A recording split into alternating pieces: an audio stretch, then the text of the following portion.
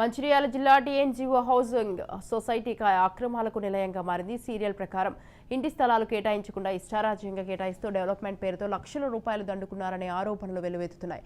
మంచిర్యాల జిల్లా నస్పూర్ మున్సిపాలిటీలో 42 సర్వే నెంబర్లు 32 ఎకరాల ప్రభుత్వ భూమిని టీఎన్జీఓ సొసైటీకి కేటాయించింది. 2010లో 350 మందికి ఫ్లాట్స్ కేటాయిస్తూ పట్టా సర్టిఫికేట్స్ అధికారులు అందజేశారు.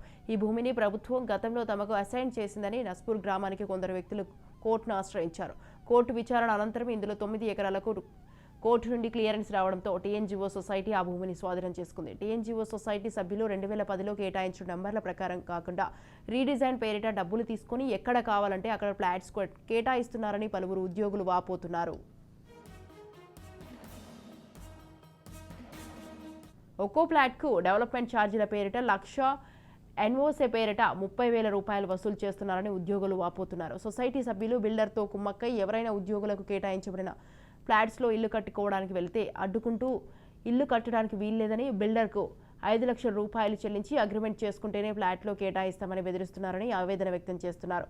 ఇప్పటి వరకు దాదాపు 100 మంది వద్దకి కోటికి పైగా వసూలు చేశారనే ఆరోపణలు వస్తున్నాయి.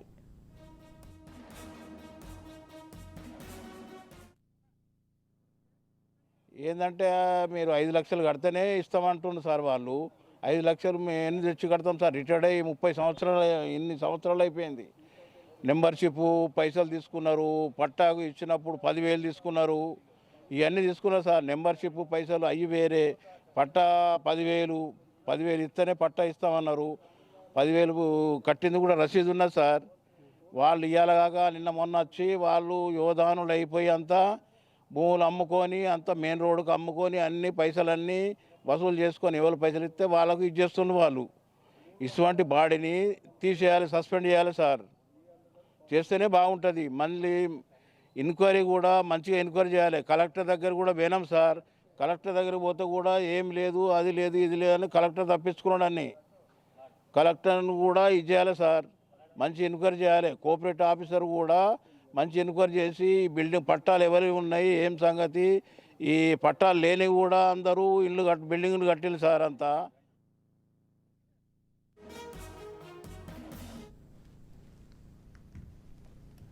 ఇక సొసైటీలో జరుగుతున్న అక్రమాలపై గతంలో కలెక్టర్కు కంప్లైంట్ చేసిన స్పందన లేదని వాపోతున్నారు. ఫస్ట్ ఫేజ్లోనే పట్టా పేపర్ ఉన్న 81, 92, 119, 120, 131 నెంబర్లతో పాటు చాలా మందికి ఇప్పటి వరకు ఫ్లాట్లు ఇవ్వడం లేదని ఆవేదన వ్యక్తం చేస్తున్నారు.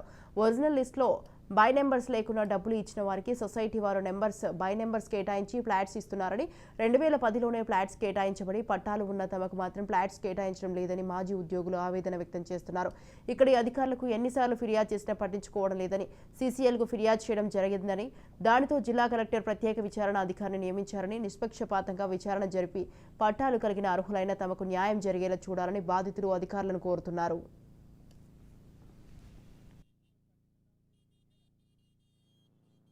జనరల్ బాడీ మీటింగ్లో కూడా చెప్తే మీరు కట్టుకోవచ్చు సార్, కానీ పాత సీజీ వచ్చి ఎక్కడ ప్రాబ్లం క్రియేట్ ఇస్తే మాకు తెలియదు అంటే బిల్డర్కి ఇస్తే ప్రాబ్లం కాదు, మేము సొంతంగా కట్టుకుంటే ప్రాబ్లం అవుతుందా? ఇప్పుడు మేము కూడా ప్లాట్లు అడిగితే 5 లక్షలు కడితే ఇస్తాం, లేకపోతే తర్వాత చూద్దాం, ఇట్లా లక్ష కట్టింది. ప్లాట్ నెంబర్ 120 దేవపాల, ఆమె 1,00,000 కట్టి దాదాపు 2 ఇయర్స్ అవుతుంది. ఆమె పోయి అడిగితే నువ్వు 5 లక్షలు కట్టు ఇస్తాం. అట్లా అని వాళ్ళ ఇష్టం ఉన్నట్టుగా వాళ్ళే పట్టేదారులాగా వ్యవహరిస్తున్నారు.